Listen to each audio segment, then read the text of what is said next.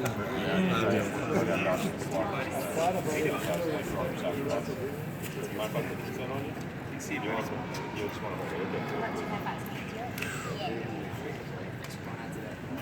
you go. Hey, sir, how you doing? It's a pleasure to meet you. Yeah, absolutely. Hey, thank you for your service, sir. I understand you served the Navy for a long time. 26 years. 48 years. Very good. Okay. You mind if I put this on your wheel? Oh, okay. So you're a station reader? There you go. Thanks, sir. It's a pleasure to meet you. Take that. Everyone with a commercial. Hey, sir, how are you? I think you're still in the military? Yeah. Do you still live there? Yeah. Okay, great. Thanks for coming out today. You mind if I put this on? Yeah, right here, this way our guys will show center know you're special. That's how we mark it. Here we go. Not that you don't look special just in general. You know, actually will. They'll be nice to meet you. Yeah, it's a pleasure to meet you. Thank you for being here. Yeah, that's great. You have a lot to be proud about. Dawson has achieved some incredible things in his military career, and we're fortunate to have him on Thunderbirds. So thank you for being here. We'll get to hear more about that in a second. There you go, sir. Video? There you go, sir. Okay. Yeah, it's a pleasure. Absolutely. Oh, good. Nebby, hey, how are you doing? It's a pleasure to meet you. Wait, how long have you been recording? I don't know. An hour? I'll record it. No.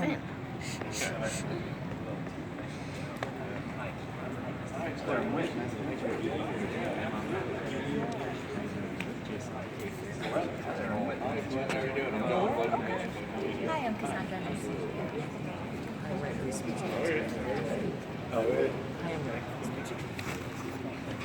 Keep going. You said stand right here. Oh, it is okay.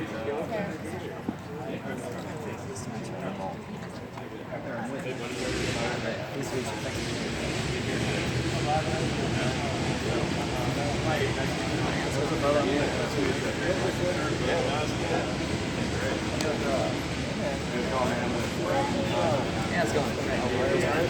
You know you gotta be having fun up there. Yeah. You're a tough one. You're stronger than me. I ain't never been on a plane yet.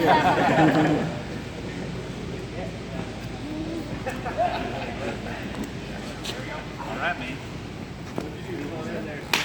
All right, y'all. Food on it up here. All righty.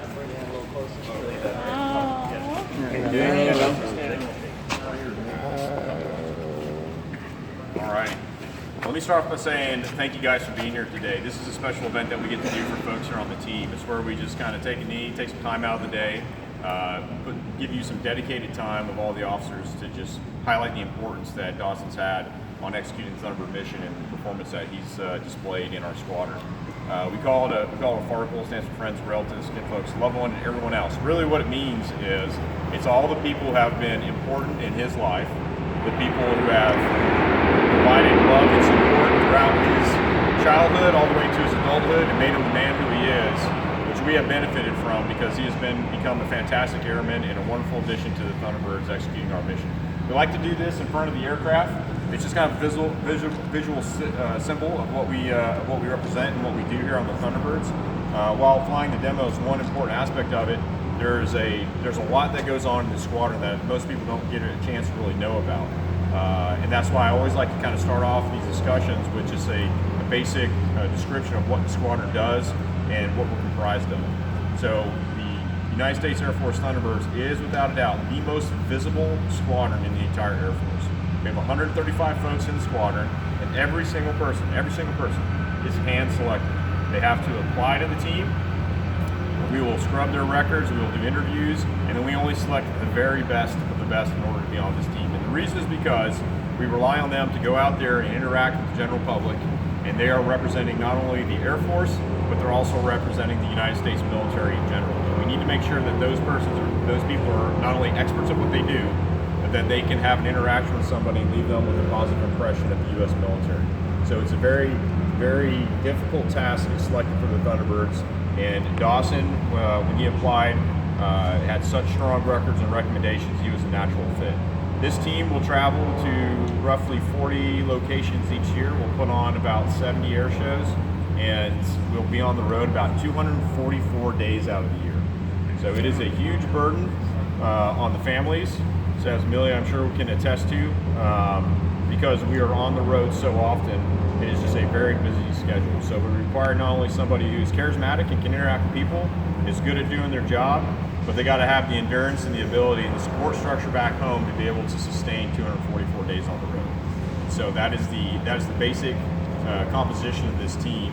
And as you can see, we will perform for hundreds of thousands of folks today, and throughout the course of this year, over 1 million people will get to see the Thunderbirds perform. Executing this mission requires the cooperation of 28 different Air Force specialty codes. So 28 different specialties in the Air Force is what the squadron is comprised of. So quite a few different types of jobs that are out in the Air Force come to this squadron, and we will pick up and transport from place to place. Within a matter of hours, we'll have a functioning squadron on the road very rapidly, which is why we rely on people like Dawson in order to do that. So, talk a little bit about Dawson.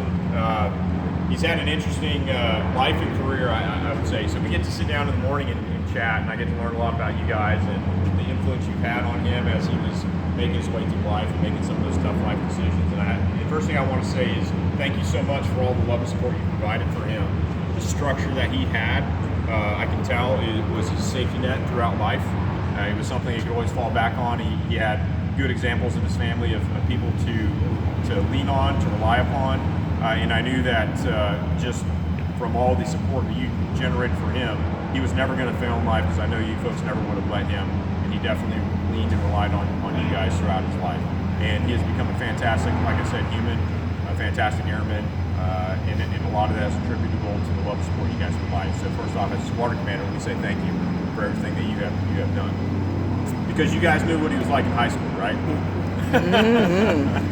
So there's very few people I talked to that went to 4 different high schools in 4 years. Dawson is one of those folks. So, he liked a lot of things, but it turns out he just didn't like following rules and going to school, unfortunately. So the columns of things Dawson likes, things he doesn't like. Doesn't like, right up there was school, homework, following rules, going to class on time. So he got into a little bit of trouble early on, and ended up starting high school in Virginia Beach, then went to Georgia, then went to Florida, and then when he ran out of states to keep going south, he went back to, started back over again, went to Virginia. But he made it. Through all that, and again, relying on family, friends, places he could go to, people who were trying to get him a good start, get him going in school. It was you folks, it was you guys, because I think left to his own devices, and I think he'd admit to this. He just didn't have his head screwed on straight back then. He was definitely a capable person, very intelligent, very capable. There's no doubt about it. They just needed to provide a little bit of focus in life, and I think that was spectacular on your part to continue to help him in his moment of need in those younger years. So after you graduated high school, which you did graduate high school, that was the question I had. I was like, did you make it? That's one of the legitimate question I was like, when I was here. And he made it, so he got a diploma. That's great. And he went into kind of an odd period of his life where he wasn't quite sure what he wanted to do. So let me just run through a list of some of the things. This is in the period of 1 year, by the way. 1 year after high school. What period of 1 year? He worked at a Pizza Hut, Taco Bell, telemarketer, security guard. What else? There's more. Yeah. Kmart. Kmart, Walmart, Dollar Tree. I added it up. I was like, did you have a job for more than 30 days at a time? Like, what's going on here? So he just kept hopping around. And eventually he got to the point where he said, I'm going to join the Air Force. And I said, well, what was the driving motivation to do that? And he's like, I was broke. I had no money. And obviously his father provided the example of being in the military for 28 years, and he knew that created some structure. There was some hope there. They would provide you training, and if you work hard, they would reward you. So obviously the military was something in the back of his mind. And so to which I would honestly ask, why did you not join the Navy like your father? And you know what he said? It's the bell bottoms. He just He's a man of style over here. He didn't like the bell bottoms. I can't blame him. My father was also in the Navy, and I went to the Air Force, so I wasn't quite the bell bottoms, but yeah, the uniform's kind of dorky, so that's a good reason. When you're like, 20 years old, that's as good as a reason to get so service. So, so he decided to join the Air Force, and good on him. He went in with a very specific goal. He wanted to do satellite communications, and he told recruiters, and we do a lot of recruiting on this team. Our mission is recruit, retain, inspire. So we know that we understand the tactics out there. A lot of times they lure you in, and then they try to shove you off the job where we're kind of missing on manning. But he was very direct and said, "This is what I want to do. And then you give it to me, I'm walking out the door." And I think that was good for him because he got satellite communications and went to good old Fort Gordon and started training for satellite communications. Right prior to leaving, though, during that year where he was working at Kmart, Walmart, Dollar Tree, Pizza Hut, Taco Bell, Dr. John, Taco Bueno, that's where he met Amelia.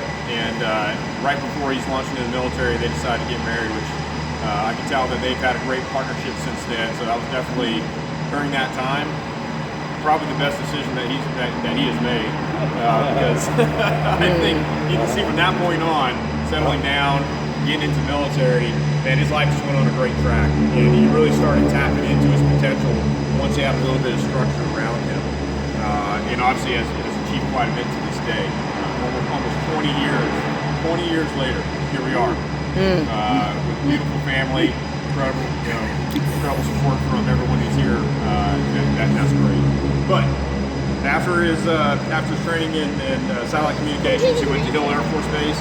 Probably wasn't the best assignment for him there. I mean, he enjoyed being there. So he's like, I need something a little bit more entertaining, and I like a little more action, excitement. So they sent him to Korea. So I guess the lesson there is be careful what you ask for. But he went to Fort Humphreys and was working with the Army guy. He's like hanging out with the Army guys. So he kind of gravitates to those. Maybe you should do an Army. But I went over to Korea, and it was a remote tour, which is really tough. So Amelia stayed back at San Diego, which is not too far away, I guess. It's still pretty damn far away.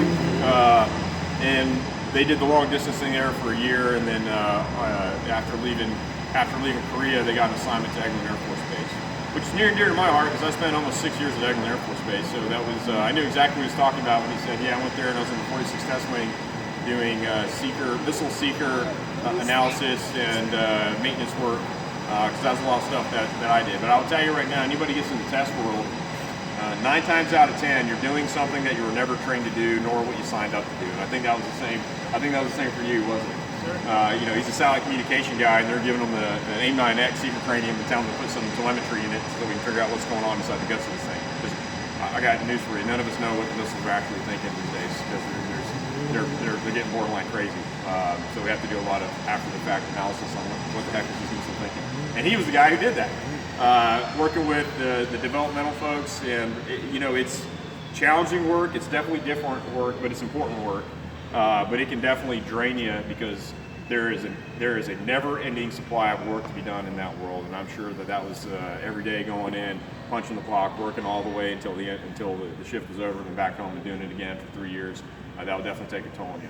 So enjoyed the assignment, but he was ready for some change, and I think his following assignment he went back to Fort Gordon, and that seemed like that was a good assignment for him overall. He's there for a long time, but there a couple things happened. Finished his degree in psychology, which is not an easy degree. And I asked him, I said, why don't you just do criminal justice like the rest of us, and why'd you have to challenge yourself? And his response was, well, I enjoyed the academic challenge. He wanted to do something that was meaningful, significant, something he was interested in, which I think is very commendable. And again, this is the kind of stuff we see with him on this team. Not afraid to take a challenge and rise up to that challenge and really execute and do a great job at it. And he really started displaying that there on that assignment, and he enjoyed teaching. So he really enjoyed his time there because he was able to give back to folks. He's able to use what he was learning in his bachelor's degree and immediately take it to the classroom and use that to help instruct all the folks there. So he spent almost 6 years there training the next batch of folks to work on communications, satellite communications, which I don't know if you guys are staying in touch with the news and the times, but it turns out communication's on the rise. Globally, satellite, SATCOM, social media, you name it, communications is becoming a big part of this Air Force and a big part of this world. So he's had a tremendous impact on our capability in that area just by 6 years of training everybody who is working on those type systems. So did phenomenal work there. All his performance reports were glowing from that time, and leaving there after 6 years, had a little bit of a medical issue that came up whenever you were at Korea. What was the hill? Yeah, Korea. At Korea, where he had a hand injury, trying to save essentially a piece of equipment from swinging into a guy's head. He was able to jump in and save that individual, but unfortunately suffered an injury from it. Issue with his right hand. So was going through the medical process while he was at Fort Gordon. Wasn't sure if the military was going to retain him, but finished his degree. Was told that you're going to be retained, and then from there went to Davis-Monthan to be part of a rescue squadron. Again, doing things that are kind of outside of his job lane in a rescue squadron, because those are guys who are often embedded with the spec ops fellas and doing kind of the more secret missions. So he got embedded with those folks and spent a lot of time doing some things outside of his normal career. But it was a good assignment for him. This is where his career really started to take off. Now this is a long discussion here. We're talking 20 years. This is a long time to kind of cover down on. But unfortunately, he had to deploy while he was at Davis-Monthan. And it was a real hardship tour. I mean, he's probably got some PTSD from this one. Yeah, he went to Sicily for 4 months working on communication. So, a PTSD from all the good pizza that he can't get anymore if he's not in Sicily. Right. You know what I'm saying? Right. So I said, you really came full circle going from Pizza Hut to Sicily. I mean, who would have known if we could go back to Virginia Beach and we're sitting in that Pizza Hut saying, hey man, someday you're eating pizza in Sicily. So, that for some reason that thought just made me laugh. But yeah, he ate all the pizza in Sicily and had a rough deployment, and he came back and blew the million hanging back and holding down the family household. And overall, it was a good assignment. General Jumper Award winner for 2 years in a row, NCO of the year, quarterly awards, off the charts. So very humble person, by the way. I said, wow, a lot of awards there. He's like, yeah, for some reason they like me. And I was like, yeah, well, it's because you're doing good work, man. That's how it is. If you are performing well, then we're going to give you awards. We don't just give these awards to anybody. So I think that's when you really, going from Fort Gordon to DM is where he really just got on the rocket ship and just really started performing well above his peers. Well above his peers. And it's very clear, like I said, in the performance evaluations and the jobs that he was getting. Because the next job that he got is one that I don't think we can even fully discuss, but it was up at Creech, starting a new program. And it has to deal with new crews and new sensors. We can talk about the RQ-170. That was kind of the area that we're talking about here. But he got into a very selective program where he was the very first one of his kind, and he had to design an initial cadre, initial training, and manage all these folks. I'll be honest, I don't even know what it is. I just can have it. I can kind of guess, but all I know is he did a damn good job at it, because he was step promoted, advanced. You can see in his records that he just continually got pushed and did a fantastic job, because the leadership was very impressed with his work that he did out there. All I can say is that it was a critical job that he did. We would have only given that job to somebody that we had absolute confidence that they were going to be successful in, because the assets they were dealing with and the mission that they were taking on was no fail. And he knocked it out of the park. Did a fantastic job and really built a reputation at Creech Air Force Base as somebody who gets stuff done. So good, in fact, that he was getting pulled up to the wing to manage over 83 SAP programs, special access programs. These are some of the most closely held secrets that our government has in terms of our capabilities. And he was the guy that we trusted to know about all of them and manage those. Huge responsibility. So at this point, he really has arrived, I think, in the Air Force, and we're very proud of the work that he's done and what he has sacrificed and contributed to keeping our nation safe. And at that point, he had a choice to make. What he wanted to do was follow an assignment, and he had a peer who was mentioning, like, hey, you'd be a great fit for the Thunderbirds. Your records are outstanding. You would compete very well. You're the kind of person we're looking for, who has the skill, the knowledge, charisma, the support network, the endurance. You're proven. Come on over and spend some time with the Thunderbirds. Initially, he didn't think it was for him, but after going back and forth, he decided to go and put an application in, and then obviously when we saw he was applying, he got picked up and selected. So, been on the team for about a year and a half now, and as one of our ops supervisors, in charge of our folks at Show Center and making sure the job gets done, and he's done a fantastic job. Can't imagine the team without him. Traveling on the road with us, taking care of problems, internationally down to Colombia. So just been a fantastic member of the team, and like I said, critical to the communication network link of our show center, which is really the hub of our operations, giving us the data, giving us information, monitoring the show, monitoring the crowd, looking at hazards. Dawson takes care of all that. He's the guy that we go to rely on to make sure that we can execute that portion of the mission. So this can be done safely, because that's the most important thing for us. So it has been 20 years that he's been doing this business, and he has had a career that many people would envy. He's done fantastic work. So Dawson has made the decision that he's going to retire this April, and I know that's news for some of you guys. So moving forward, he's and I thought his reason why was very mature, and it tells me that he's fully arrived. He wants to make sure that he has a stable environment for Samir and his family, so that he can.